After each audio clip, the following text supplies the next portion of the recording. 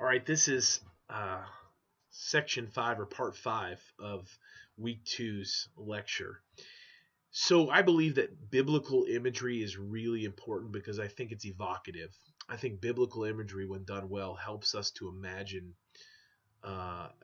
possibilities through its narrative that we might otherwise miss. Last week, I started our first lecture with a conversation surrounding exile.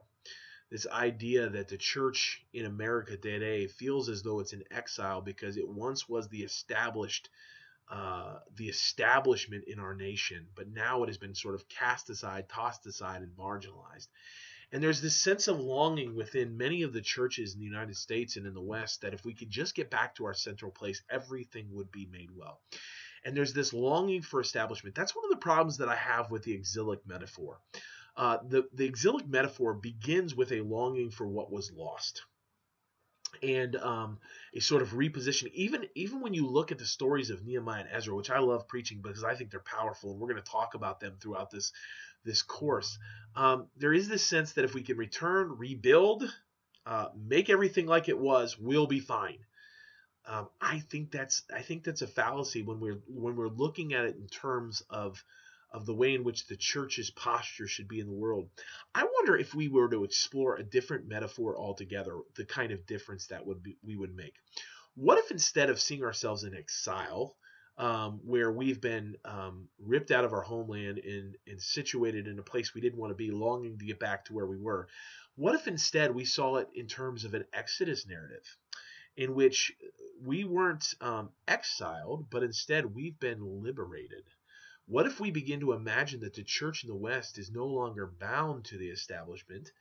It's no longer under Pharaoh's thumb. It's no longer under the rule of the establishment empire, but that it has been set free and it has crossed through the waters, and we are now in pursuit of a different kind of land altogether, and that we are currently making our way through the sort of the desert wasteland of North American spirituality. And when you begin to employ that metaphor, it begins to do something to you. It begins to make you realize that in the wilderness, there's a few things that happen. For instance, and I'm not going to work out all of the implications of this because there is an assignment later in which I'm going to invite you to rethink biblical imagery and how you talk about the missional church.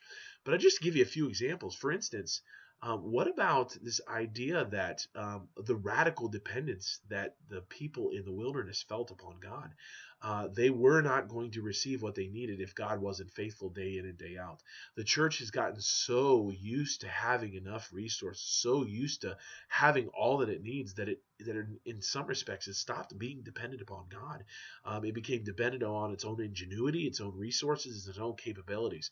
But what if moving through the wilderness of North American spirituality re-engages the kind of dependency that we have to have upon God? What if it helps us to make sense why at times the church wants to go back to the stew pots in Egypt? Remember, it would have been better if we would have just died there, because at least we had stew pots full of meat, even though we were under the bondage and the slavery and the bound imaginations of the empire. There are those moments when it would just be easier if we could get back to where we were, but that's not what God has for us, and it's missing out. What if we began to imagine what it means to be a countercultural people? That's what Mount Sinai is. When God calls them to Mount Sinai and gives them the law, it's not just an arbitrary set of rules. It's a re-envisioning of the countercultural nature of what it means to be the people of God. So I think as we explore this missional church, and as we do so throughout this week, and as you begin to explore the implications of this, and as we listen to her, and as we read Van Gelder, I think I want you wrestling with, what does it mean to be the centrifugal people of God who spin around the kingdom of God, have thrown out into the world, maybe liberated from the bondage of the empire, and begin to, instead of lament where we've been, be hopeful about where God might lead us to, and even the ways in which we see that bearing out in the context that we find ourselves in. So that's the end of week two's lectures. And now feel free to begin to respond, ask questions. Let's have a great dialogue this week about this. Thank you for your patience in allowing me the time this afternoon to get this done. I know maybe for some of you it was a bind. I'm really going to work hard to get these done earlier on Mondays. Then I'm just trying to balance at a few plates here. So please forgive me. I hope you got all of your assignments.